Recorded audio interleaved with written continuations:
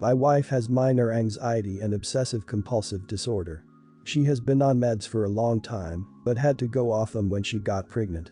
None of the pregnancy-safe meds worked for her.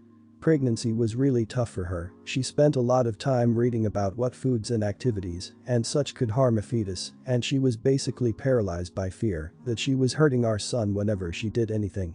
It was really rough for her, and she hated being pregnant. She had a mental breakdown and confessed to me that she didn't want to breastfeed. She was feeling violated by the pregnancy and wanted her body back and to go back on her meds, but she was worried that our son would be terribly harmed if she didn't. I talked her out of breastfeeding because the pros were far outweighed by the cons and she clearly didn't want to do it. After the delivery, I was using the bathroom and my father was in the room with my wife. A lactation consultant came in and asked my wife if she was ready to breastfeed. My wife said she wasn't going to breastfeed, and the lactation consultant started pushing and reminding her of the benefits of breastfeeding, which to my wife was reminding her of all the ways she was harming our son by not breastfeeding. My father also started pressuring her. She said she just kept saying I don't want to, but was very close to capitulating because she was so tired and anxious, and she just wanted it to end. I came back into the room and kicked out the lactation consultant and my dad for not listening to her when she said no. Things got considerably better when we left the hospital. My wife was able to get back on her meds and was happy. This was the first part of the pregnancy and birth process that she actually got to enjoy. Her meds can take up to a month or two to have full effect, so the anxiety and OCT issues are still there, but much less. The conflict comes in because I told my dad he couldn't be around my wife and son for the time being because he participated in pressuring her when she said no. I've also run into an issue when sending pictures of the baby to family. A number of people wrote back nitpicking how my wife might holding the baby, what she was feeding him, the crib we're using and so on.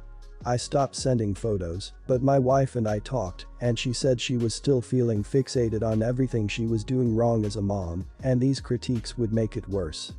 So, I told everyone who critiqued our parenting that they can't come meet the baby. They probably can in a month or so, when my wife will be more secure mentally and as a mom, but until then, no one can come. Thus far, the only people who have met my son are my wife's parents, her sister, and my mom. A lot of my family is saying that this is unfair because they have good intentions and are just trying to help. My mom told me I should give them a chance, but I think the risk is too big. Am I the idiot for banning them? Not the idiot at all. I'm also a mom with OCD and I feel so bad for your wife. I would try to distract her as much as you can from the critiques. You don't need to hide them from her, but I would certainly try to protect her from them. Especially when they're nitpicking stupid trivial things. I would also cut those people out. You guys sound like you're doing great and I hope everything goes better for you guys. You are the idiot because you're saying people are giving you unsolicited advice. But they weren't. Your dad was agreeing with the rest of the world on the best way to feed your baby hands down. The lactation consultant is there to help all women, not just slam your wife, and honestly, they are amazing for women who actually breastfeed. You guys made a little human whom you're 100% responsible for, meanwhile you can't even control your own emotions. What are you two going to do when this baby drives you crazy from lack of sleep, etc.? Grow up before you decide to raise another human being, gain some backbone, and learn how to take constructive criticisms. Not the idiot.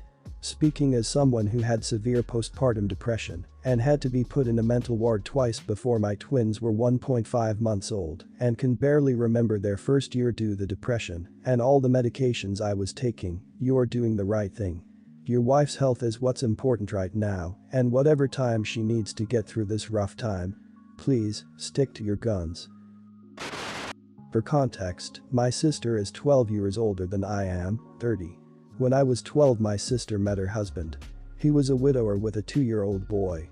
My sister jumped right into mom duties once they were living together, and she adores my step-nephew, but he has always called her by her name and refers to her as his stepmom. My sister and her husband call her his mom. She calls him her son. And she told me and our other siblings he's just our nephew, not our step-nephew. My brother-in-law was concerned when by age 8 he was telling people he didn't have a mom anymore and put him into therapy. He blamed it on his former in-laws talking about my nephew's mom to him and sharing photos of her with him when they had access. He asked them to cut it out and to encourage him to accept my sister as his mom. It led to conflict and he stopped access to them. My step-nephew was not the disrespectful angry kid you read about in some posts. He did things with a more polite manner. He never embraced us as his family. He calls us his half-siblings family and calls my sister their mom more than he will say mom. For the most part he still uses stepmom. They tried to talk him around and everyone told them it would change and he would see that my sister is the only mom he has ever known. Except now he's 20 and he's created some distance from them because his dad fights him on how he refers to her as stepmom and his siblings as half-siblings instead of mom and siblings. We were all present when he told him his mom is the woman who died when he was 3 days old, the woman who would have loved to be there raising him, and she wasn't unimportant because without her, he would not be there. So for them to act like saving the role of mom for her is wrong makes him feel like they don't respect that she's the reason he's here. He told us all he felt like my sister was jealous of his mom and how he has always and would always love his mom more than her and that he was never more glad that he was 6 years old by the time she could legally adopt him because he could say no and have it heard by the judge. Anyway, my sister has always corrected anyone who says step in context of her stepson and we went along because society tells you at that young of an age the step doesn't matter and she is his mom. But I don't feel comfortable doing that anymore given how clear he has been. So when my sister corrected me last Saturday I told her I would be following his lead on how to refer to him in the future and not hers. She is mad at me for that and told me I'll regret it when he realizes the truth. Am I the idiot? Not the idiot. This young man is an adult and can do as he pleases. If you refuse to talk to him in a manner he feels comfortable with, he's just going to cut contact with you and you'll have no relationship. Just because people insist something is true for someone doesn't make it their truth. He sounds like he may have some problems going on, but that's not really your business too much. Step-parents are not your real parents unless you choose to allow them to take that role. He chose not to. The more they push, the more he's going to dig in his heels. Horses to water, etc. Not the idiot. I seriously don't get why people try to erase dead parents. My stepmom is called by her first name and we have a lovely auntie-niece relationship, not a motherly one. I will say however, when I have kids she will be called nanny, but that's because she will be their grandmother in every sense except blood. I seriously think people get so hung up on wanting a motherly bond they forget that other sorts of relationships exist that are lovely and more accepting of the empty space where your deceased parent is. I'm genuinely confused about folks who are calling the stepmother an idiot. The stepson never knew his birth mother. That doesn't mean she should be erased, of course, but this isn't the usual case we see here, where someone tries to replace an existing patent or cherished memories. The child's rejection of stepmom seems to stem entirely from his interactions with the birth mother's family. That honestly seems abusive to me, the birth mother's family pushing their grief onto the son, creating that sense of survivor's guilt that others have spoken of. I would say no idiots here. I recently split from my ex after 10 years together. It was a fairly amicable split, he's been helping support me and my daughter since we split with money here and there which has helped me a lot. I lost my job due to COVID and was taking an accountancy course. However, now I'm a single parent, money is extremely tight and I can't afford the exams to finish before my October deadline. I recently found out ex actually cheated on me and is living with a girl he cheated with. I'm not friends with her, but she is an acquaintance. We had a big argument and, since then he has stopped helping me with money. In addition to this my benefits are about to drop by a significant amount due to COVID relief scheme ending. This has left me in a dire situation. I honestly can't afford to live in my home and support me and my daughter. My ex's oldest friend saw me at a bus stop and gave me a lift home last week. He asked how my studies are going and I told him I couldn't afford to finish, which is bad cause I had a lot of hopes riding on getting the qualification. He told me he is starting his own business and offered me a job. It's a great opportunity, well paid and great hours. I accepted and he has arranged an interview for me. I will have to go through the same process as any other applicant and the friend won't be conducting the interview so there will be no favoritism. I've been so relieved and excited because of this, it's honestly going to save my life. My ex found out about the job and went mad. He's telling me it's inappropriate me working for his friend, even though it won't impact his life at all. He doesn't see his friend on a regular basis and me and his friend have never and would never discuss or gossip about my ex. He won't see me or hear about me. He said the friend is just trying to sleep with me, which is highly doubtful, but even if he does, I would never go there because it's my ex's friend. I have also found out that before he offered it to me, the friend also offered the job to ex's new girlfriend. Friend has since said that I am a better fit for the position, so if I am interested, she won't be offered the job. I feel so torn because this is destroying ex's relationship with his friend, but this is an amazing job opportunity which could lead to an incredible career. I can't afford to turn it down. Am I the idiot if I accept the job? Honestly, not the idiot. Screw your ex. He's not helping you with anything, cheated on you, and is living his life. You have to do what you have to do to take care of you and your child. He sounds big mad that you're more qualified than his current choice, but that sounds like a personal problem though. If you turn down this opportunity to keep the peace, you would only be an idiot to yourself.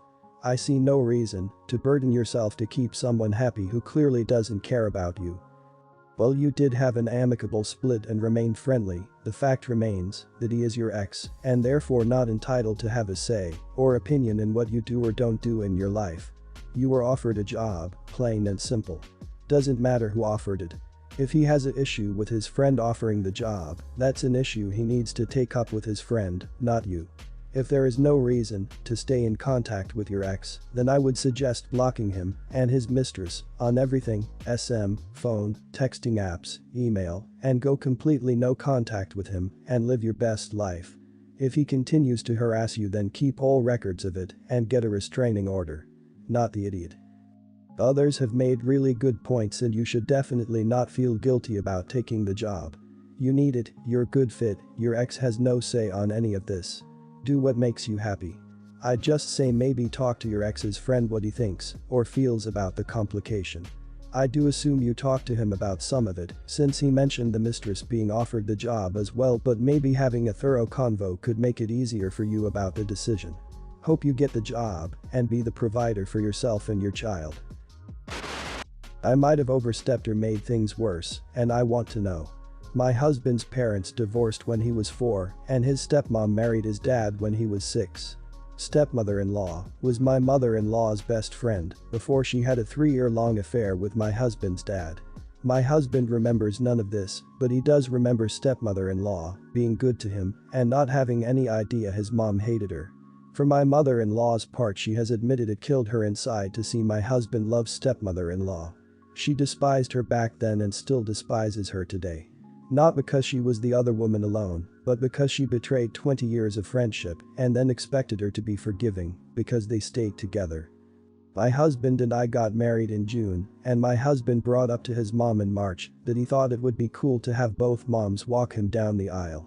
Mother-in-law ended up telling him she could not do it with stepmother-in-law, and if he wanted stepmother-in-law to do it, she would respect that and would sit aside, but she could not stand that close to the woman and have her be part of walking him.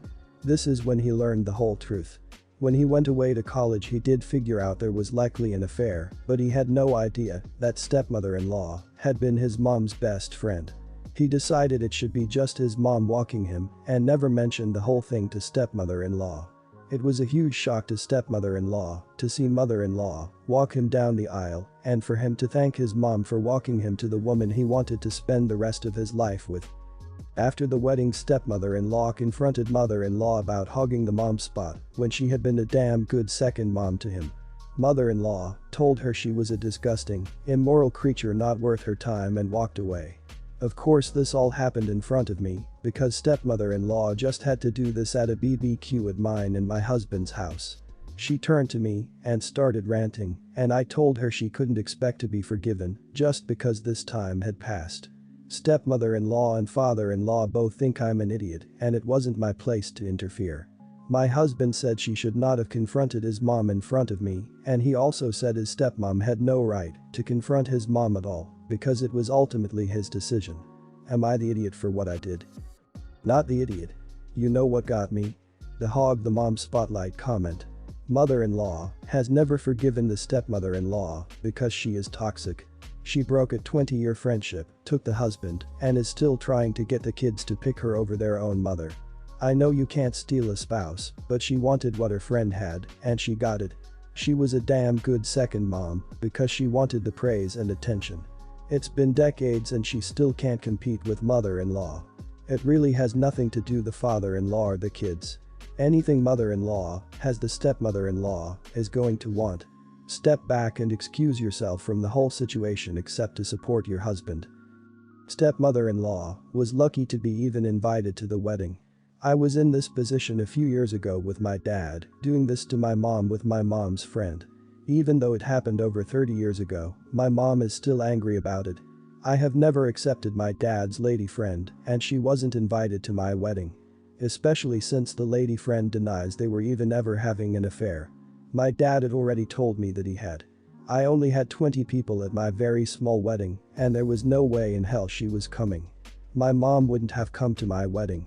After having my first husband cheated on me, I don't really blame my mom at that. Your comment wasn't really helpful. It's best to stay out of others' arguments. You have been drawn into it now. Stepmother-in-law is unreasonable. No matter how she is as a stepmom, she isn't his mom. It obviously would hurt mother-in-law to have the other woman seen as equal to her. I'm sure mother-in-law appreciated you standing up for her. My father-in-law and mother-in-law divorced after many years of fighting, and she called my husband up and asked to move in.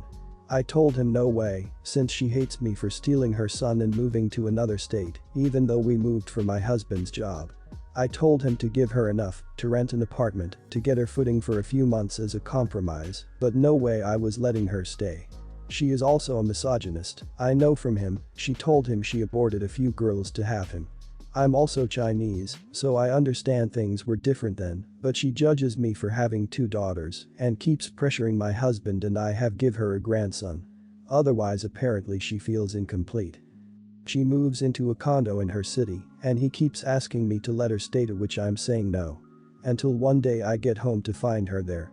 I'm so angry at my husband and he is like a limp noodle. Well, my mother-in-law criticizes my house, clothes, daughters and tries to give my husband a haircut.